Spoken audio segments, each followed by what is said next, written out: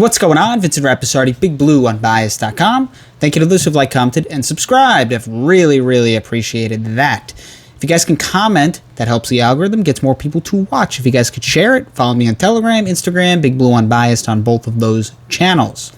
I would really appreciate that. Moving forward, I'm actually going to set a schedule for live streams so you guys know exactly when I'm going to live stream, and you can come join in and we could talk about the upcoming NFL draft. So I'd say within the next week or so, I will have kind of a schedule of specific days that I will be doing live streams during the week. So you guys know, you can join in and we can talk Giants football. Guys can throw questions out there, different topics, and we could talk. The draft is approaching. There's some interesting things to talk about. So that's that. But this video specifically is going to be a quick update on Kyle Rudolph. We know that there was an interesting situation with Rudolph and the Giants with his foot, and maybe it was going to throw off their contract agreement. But no, he's a Giant. He's a New York Giant. He's going to get surgery on his foot. And according to Dan Duggan, it may be a Liz Frank injury, which is usually not a great sign. But Rudolph already said he is going to be ready for the start of the season.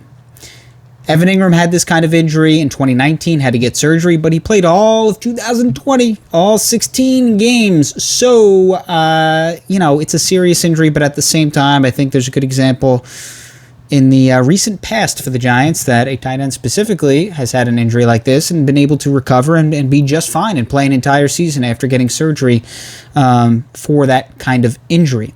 So we'll see. We'll definitely have more updates on Rudolph as we move forward. But this is just a quick Sunday update. There's really not too much going on today. But this is something I did quickly want to talk about. There'll be many interesting topics to talk about moving forward in the next month or so with the draft approaching. So like I said, we'll definitely do some live streams. We'll talk some Giants football and what they should do for the upcoming draft. But Rudolph specifically, I think this is a big signing for the Giants as long as he's ready to go and he's healthy. One drop over the last 3 years, 167 targets. Evan Ingram, 11 drops last year. I think the Giants should move Evan Ingram a little bit more towards a wide receiver. He played 74% of his college snaps in the slot in his senior season. So I think that's where the Giants start to move him towards, more of a wide receiver. And Kyle Rudolph should kind of be more of their tight end one, especially as a red zone threat. Evan Ingram had one receiving touchdown last year. That's not good enough for a tight end. If you want to have if you want to trust your tight end and you want your tight end to be productive, he can't have one touchdown reception. They're supposed to be good receiving targets in the red zone tight ends. Those are supposed to be, your touchdown makers in a way. Those are your big body receivers that are able to score points, help you score points in the red zone. And Evan Ingram doesn't give the Giants that. So Kyle Rudolph's going to be a big addition to the Giants offense as long as he's ready to go.